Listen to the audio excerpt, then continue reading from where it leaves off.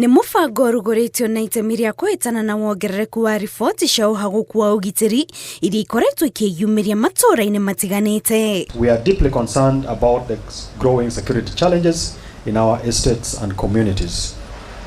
If you look at the latest report from the National Crime Research Center, which is an agency in my state department, housebreaking and burglaries make up nearly 40% of all reported crimes in residential estates. Rungu rwa mũbango ũyũ ngwatanĩro cia aikaria mĩena ĩtiganĩte ya bũrũri iria inyitanagĩra na arũgamĩrĩri a kambuni kĩũmbe cia kũgacĩrithia ũgitĩri o hamwe na abithaa a borithi na abithaa a thirikari nene nĩguo gũteithĩrĩria harĩ kũhukia ciĩko cia wĩkinaĩ.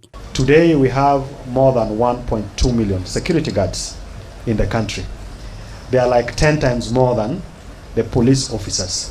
And I'm sure that if we are able to work closely and provide the necessary linkages, then some of the security challenges that we are facing today would be easier to manage. Nĩ mũbango oho ũtanyĩtwo gũteithĩrĩria thirikari harĩ kũgathĩka kamera cia kũgacĩrithia ũgitĩri matũũra-inĩ na makĩria mũciĩ-inĩ mũnene wa Nairobi. We are working on making sure that we have a view of every street, of every corner of the city.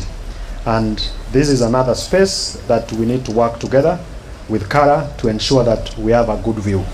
So for example, in estates like under Gara, we need to have a view of what is happening, and I'm happy this is already going on. Our chiefs, our police officers have access. Oho mũbango ũyũ ũrerĩkana nĩ ũkũhĩmbĩria ũhũthĩri wa nenda cia kĩrĩu ta mũtambo wa Hatua app nĩguo kũgacĩrithia mĩhang'o ya kũhũra riboti cia wĩkinaĩ o hamwe na gũtambia ũhoro wĩgiĩ ũhagũku wa ũgitĩri ũrĩa ũreyumĩria mĩena ĩtiganĩte. Ngĩribotera Inooro TV, njĩtagwo Kate Muthoni.